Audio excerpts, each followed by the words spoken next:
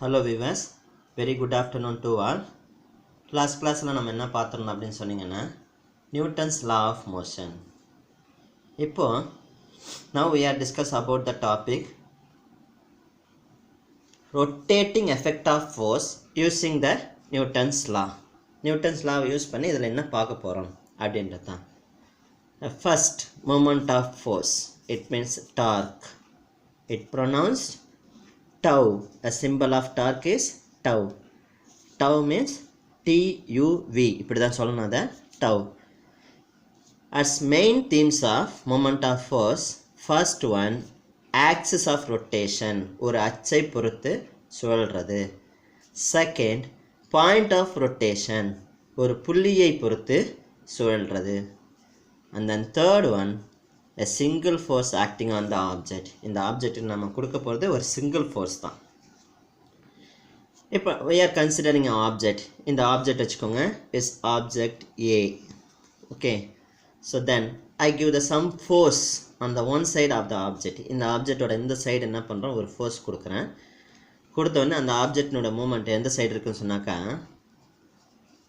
இந்த சைடு இருக்கு, right side. ஏன்னா நான் ரைட் சைடு தான் ஃபோர்ஸ் கொடுக்குறேன், லெஃப்ட் சைட்லேருந்து right side towards the right side I give the force towards the right side. இப்போ ரைட் சைடில் ஃபோர்ஸ் கொடுக்கும்போது அந்த மூமெண்ட் இருக்குது ரைட் சைடில் மூவ் ஆகிட்டு இருக்குது. Object moves in a translatory motion. அது மூவ் ஆகுறது அது ஸ்ட்ரெயிட் லைனில் இருக்குது. Object moves in a translatory motion. So then while the object moves at a fixed point, இதே ஆப்ஜெக்டை நான் என்ன பண்ணுறேன் ஒரு ஆக்சுவலில் ஒரு பாயிண்டில் ஃபிக்ஸ் பண்ணிவிட்டு அதுக்கு ஒரு ஃபோர்ஸ் கொடுக்குறேன். அப்போ அந்த ஆப்ஜெக்ட் தான் இருக்குது பாருங்கள். இந்த ஆப்ஜெக்ட் ஒரு பாயிண்டில் ஃபிக்ஸ் பண்ணிட்டேன். ஃபிக்ஸ் பண்ணிவிட்டு இதுதான் point of the object. So then point of rotation. So இந்த ஆப்ஜெக்ட் இந்த பாயிண்டில் ஃபிக்ஸ் பண்ணிவிட்டு இந்த ஆப்ஜெக்ட்டுக்கு இந்த பக்கம் ஃபோர்ஸ் கொடுத்தாலும் சரி இந்த பக்கம் ஃபோர்ஸ் கொடுத்தாலும் சரி அந்த ஆப்ஜெக்டினோட moment is getting the rotational motion. இந்த ஆப்ஜெக்ட் எப்படின்னா இந்த இதனுடைய அச்சை பொறுத்து அந்த ஆக்சிஸை பொறுத்து அந்த பாயிண்ட்டை பொறுத்து இது என்ன ஆகும் ரொட்டேஷனல் மோஷன்னு கொண்டு வரும். ஸோ இப்போ யார் example it's a ink pad. இந்த இங்க் பேட் இருக்குது. நான் ஒரு ஃபோர்ஸ் கொடுக்குறேன் இந்த இங்க் பேடுக்கு, இந்த சைடு ஃபோர்ஸ் கொடுக்குறேன். கொடுக்கும்போது அந்த இங்க் பேட் வந்து மூவ் ஆகுது. So I will give the left side of the ink pad. அந்த ஃபோர்ஸ் கொடுக்கும்போது object moves in a translatory motion. இதனுடைய மோஷன் எப்படி இருக்குன்னு சொன்னாக்கா ஸ்ட்ரெயிட் லைனில் இருக்குது. அதே ஆப்ஜெக்ட் இந்த ஆப்ஜெக்ட் வந்து it's a axis of the pad. இதுதான் அதனுடைய ஆக்சிஸ். இந்த ரெண்டும் பார்த்தீங்கன்னா பாயிண்ட் ஆஃப் எ பேட். இந்த பாயிண்ட் வந்து இந்த இதனுடைய கப் இந்த இங்க் பேடினுடைய கப் வந்து இதில் ஆக்சிஸ் ஆகிற அந்த பாயிண்ட் தான். இதுதான் இதனுடைய பாயிண்ட் ஆஃப் ரொட்டேஷன். இந்த ரொட்டேட்டிங் ஆகிற பாயிண்ட் இதுதான். அப்போ இந்த பாயிண்ட் இது ஆக்சிஸ், இது வந்து உங்களுக்கு வந்து axis and then these twos are point. ஓகேவா? இப்போ கதவு பார்த்திங்கன்னா இப்போ வீட்டில் கதவு ஹேங் ஆகிட்ருக்கோம். அந்த கதவு வந்து ஏதோ ஒரு பாயிண்டில் ஹேங் ஆகிட்ருக்கோம். அப்போ நம்ம அதை திறக்கும்போது ஒரு ஃபோர்ஸ் கொடுப்போம். I give the some force is a small force that is enough to open the door. அது எந்த இடத்துல கொடுக்குறோமோ அதுக்கு தகுந்த மாதிரி. இப்போ இதில் பார்த்தீங்கன்னா இப்போ இதை நான் என்ன பண்ணுறேன் இந்த இடத்துல ஃபோர்ஸ் கொடுக்குறேன். இந்த இடத்துல ஃபோர்ஸ் கொடுக்கும்போது அந்த object it's making a rotational motion. அந்த ஆப்ஜெக்ட் எதை உருவாக்குது அப்படின்னு சொன்னாக்கா ரொட்டேஷ்னல் மோஷன். இந்த அச்சை பொறுத்து இதனுடைய இந்த பாயிண்ட்டை பொறுத்து இது வந்து ரொட்டேஷ்னலாக மூவ் ஆகுது. அப்போ இதுலேருந்து நமக்கு என்ன தெரியுது அப்படின்னு சொன்னாக்கா moment of force is measured by the product of force and perpendicular distance between the fixed point and the line of action of the force and the line of action of the force. இப்போ இதில் பார்த்தீங்கன்னா moment of force is measured the product of force. இப்போ இதனுடைய இதில் நம்ம கொடுக்குற இந்த force எந்த பக்கம் ஆக்ட் ஆகுது அப்படின்னு சொன்னாக்கா இந்த பக்கம் ஆக்ட் ஆகுது. அண்ட் தென் ஆக்சிஸ் எந்த பக்கம் இருக்குதுன்னு சொன்னீங்கன்னா இந்த பக்கம் இருக்குது. அப்போது ஃபோர்ஸ் வந்து இந்த பக்கம் ஆக்ட் ஆகும், ஆக்சிஸ் வந்து பாயிண்ட் வந்து இந்த பக்கம் இருக்கும். அப்போ அதனுடைய ஃபோர்ஸ் இந்த இடத்துல இருக்குது, இந்த பாயிண்ட் அதனுடைய டிஸ்டன்ஸ் வந்து இந்த இடத்துல இருக்குது. இதுதான் அதனுடைய இது. Moment of force is measured by the product of force and perpendicular distance between the fixed point and the line of action of the force. இப்போ இதனுடைய ஃபார்முலா என்ன அப்படின்னு சொன்னீங்கன்னா, moment of force or torque, tau, இதோட simple வந்து tau, is equal to force into perpendicular distance. Perpendicular distance, force எப்படி சொல்லலாம், F, perpendicular distance D. So now tau is equal to F into D.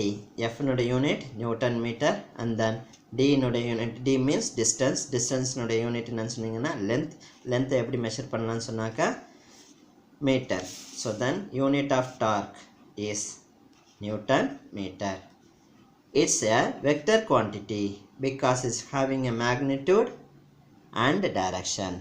எந்த பக்கம் move ஆகுது, எவ்வளோ தூரம் move ஆகுது அப்படின்றத நோட் பண்ணுறது தான். So it is called magnitude and direction. It's a vector quantity. Then now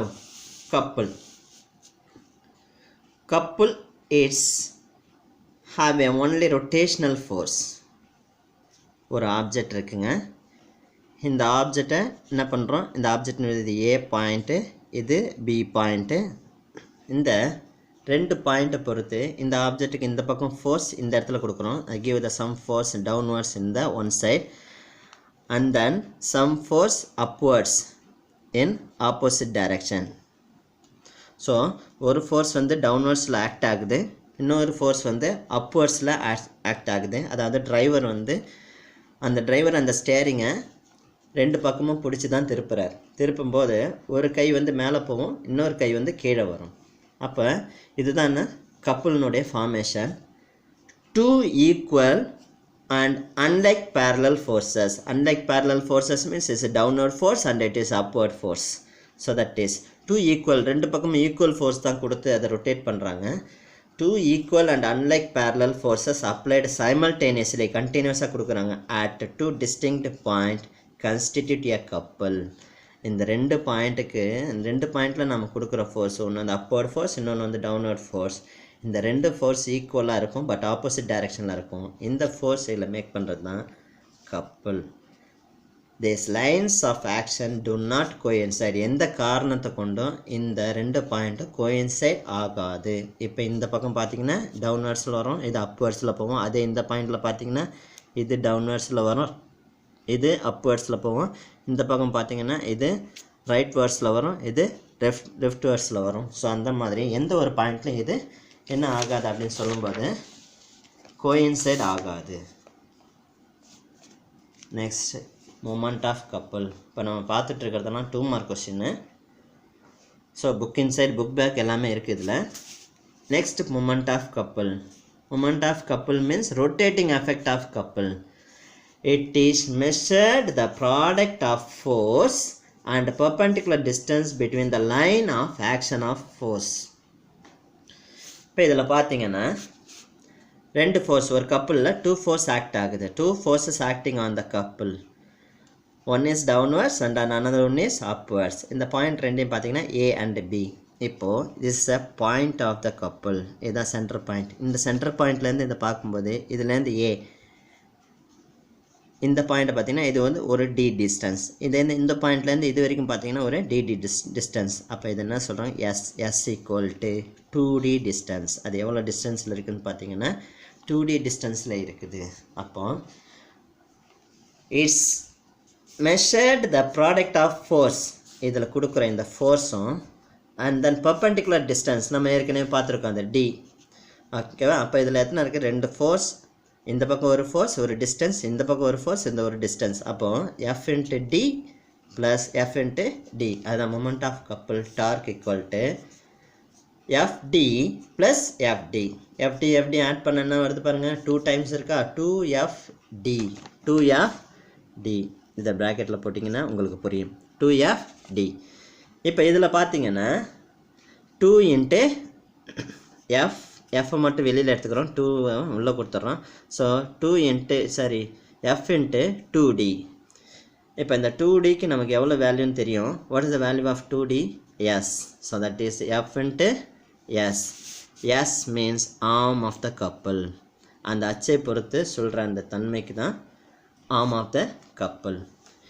இதோட யூனிட் பார்த்தீங்கன்னா this a unit is in SI system Newton meter and it is unit in CGS system dyne.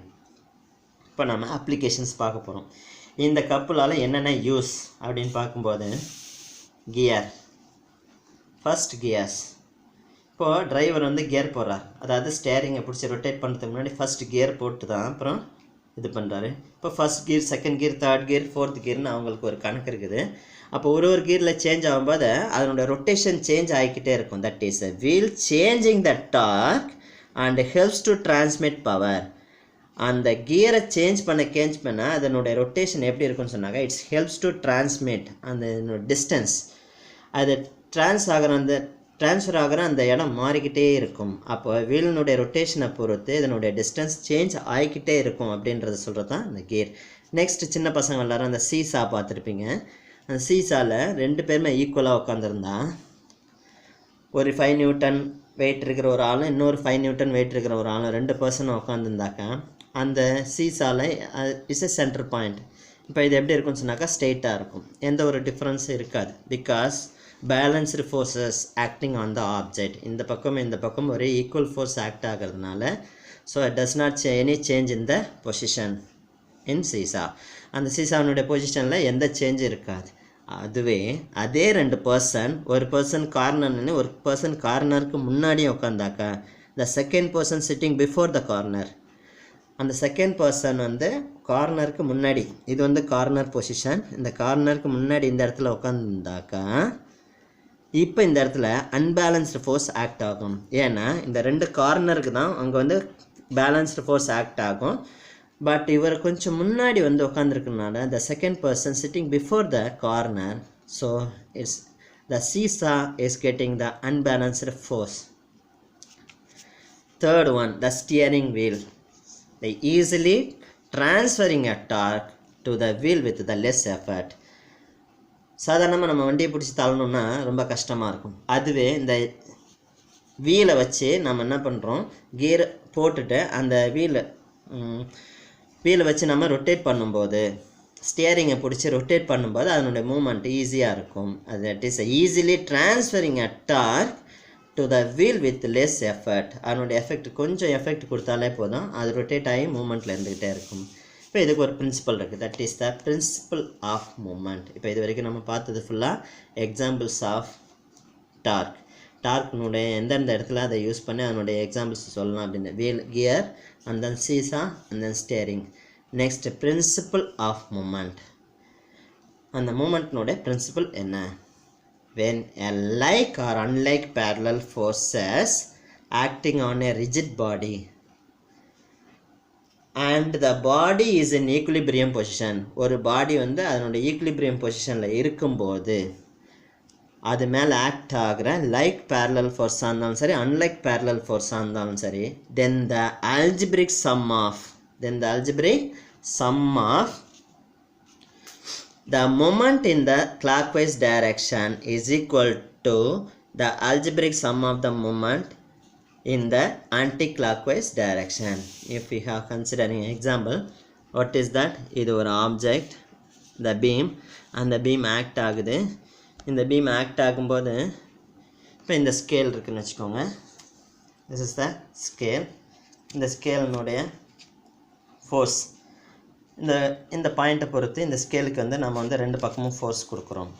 இந்த scale வந்து bend ஆகும்.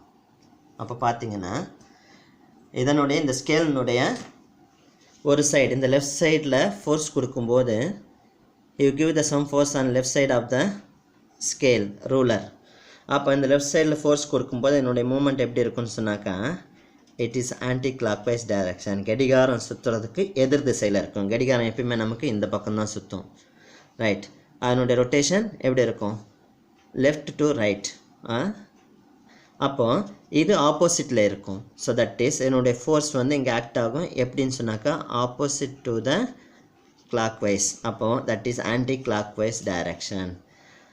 அதே மாதிரி இந்த பக்கம் force கொடுக்கும்போது give the some force in another side, இன்னொரு சைடு கொடுக்கும்போது த object rotating right to left ரைட்லேருந்து லெஃப்ட்டுக்கு மூவ் ஆகும். இது வந்து கிளாக்வைஸ் டைரக்ஷன். இந்த ஆன்டி கிளாக்வைஸ் டைரக்ஷனை நம்ம வந்து பாசிட்டிவ் டைரக்ஷன் அப்படின்னு சொல்லுவோம். It's positive direction. And then clockwise டைரக்ஷனை negative direction அப்படின்னு சொல்கிறோம். தென் ரெண்டுத்துலேயுமே ஃபோர்ஸ் ஆக்ட் ஆகுது. இந்த ஃபோர்ஸ் ஆக்ட் ஆகும்போது இதனுடைய மூமெண்ட் எப்படி இருக்குது? Left to right. இதனுடைய மூமெண்ட் ரைட் டு லெஃப்ட். இப்போ இதை பார்த்தீங்கன்னா anti clockwise direction and then this is a clockwise direction. Anti clockwise direction is a negative positive point and then clockwise direction is a negative point. So அப்போ இது மேலே நிறைய force act ஆகும். That's so many forces acting on the object.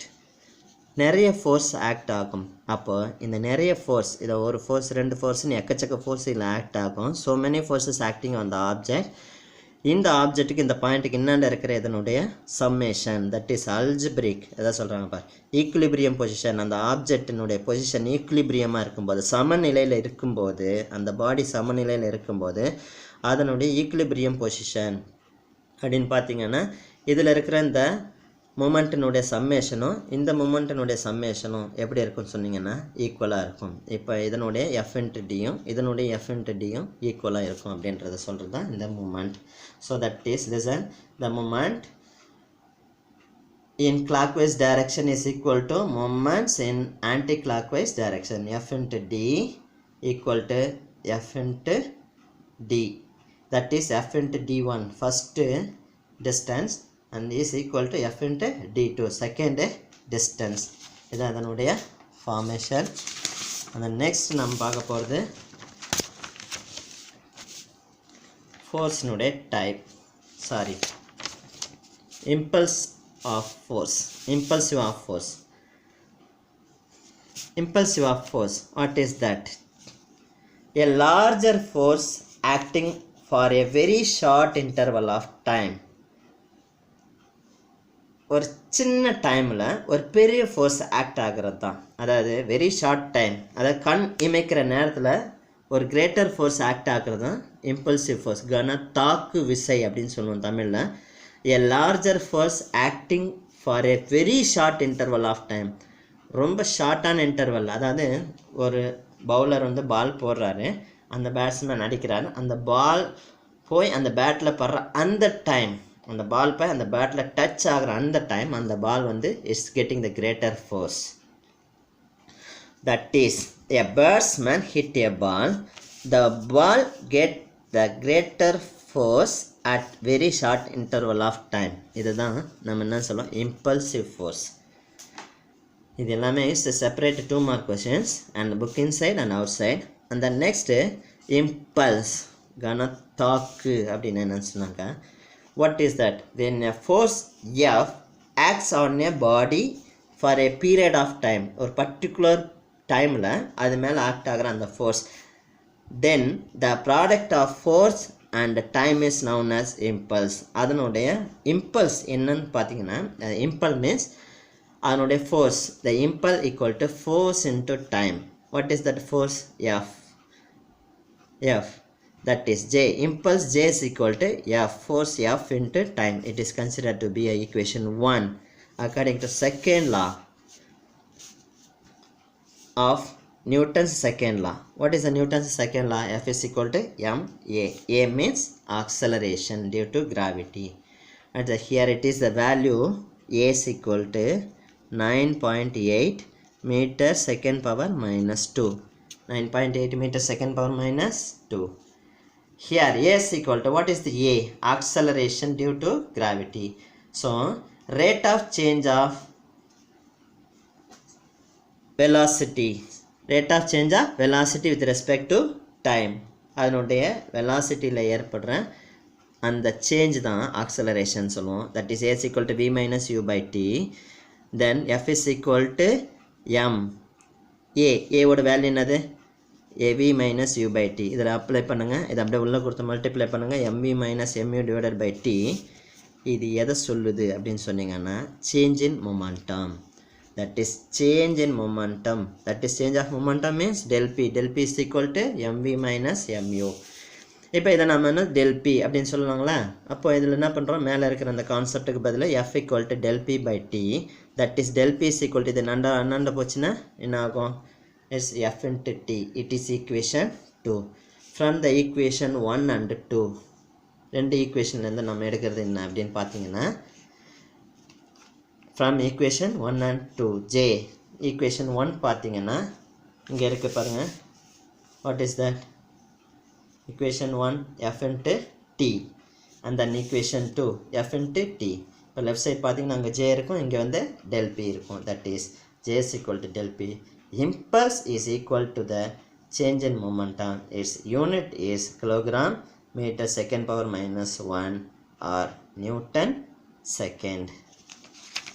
அடுத்தது பார்க்க போனீங்கன்னா types of force, unit of force. The unit of force is classified two system.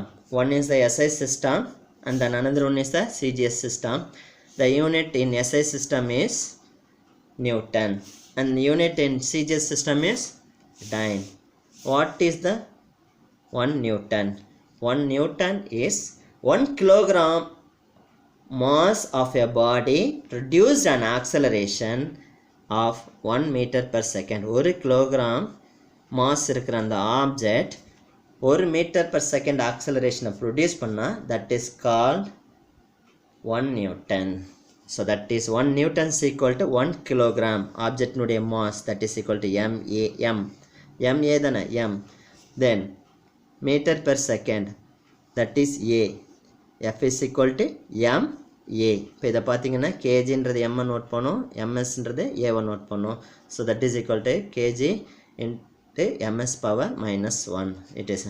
Then 1 gram is a dyne. Dyne means 1 gram mass of our body produce an acceleration 1 centimeter.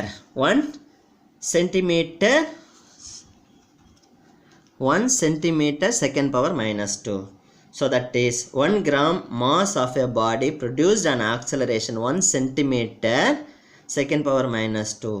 இதை create பண்ணுச்சுன்னா, so that is equal to 1 dyne is equal to 1 gram centimeter power minus 2. இப்போ இதில் பார்த்தீங்கன்னா 1 Newton is equal to 10 power 5 dyne. இப்போ 1 kilogram force, 1 kilogram force நோடைய value என்ன அப்படின்னு பார்த்தீங்கன்னா 1 kilogram, that is equal to f is equal to mன்றது இங்கே என்ன சொல்லுது, 1 kilogram. ஏன்றது ஏனுடைய வேல்யூ நம்ம ஏற்கனவே சொல்லியிருக்கிறேன். what is a is equal to, what is that, 9.8 meter second power minus 2. m இங்கே எவ்வளோ, 1 kilogram, that is mன்றது 1 kilogram, ஏன்றது 9.8. இப்போ இது ரெண்டையும் பார்த்தீங்கன்னா that is ma means what is that, 1 into 9.8 kilogram meter second power minus 2. So that is what is the Newton சொல்லலாமா, இங்கே பாருங்கள் Newton, that is 9.8 Newton. Next 1 gram of force, 1 gram of force that is equal to 1 gram into a means what is that, 9.8 into 100 because 100 centimeter equal to 1 meter. இங்கே நம்ம சென்டிமீட்டரில் எடுக்கிறதுனால அந்த 1 metre வந்து 100 சென்டிமீட்டராக convert ஆகிடும். that is 9.8 into 100, 980 centimeters second power minus 2. So that is 980 dyne. So finally you have to get 1 gram of force equal to 980 dyne and then 1 kilogram of force equal to 9.8 Newton and then 1 Newton is equal to 10 power 5 dyne. Today class over. So இதை நல்லா பாருங்கள், படிங்க. ஏதாவது doubt இருந்தால் comment பண்ணுங்கள், doubt கேளுங்க. மீதியை next வீடியோவில் பார்க்கலாம். தேங்க்யூ.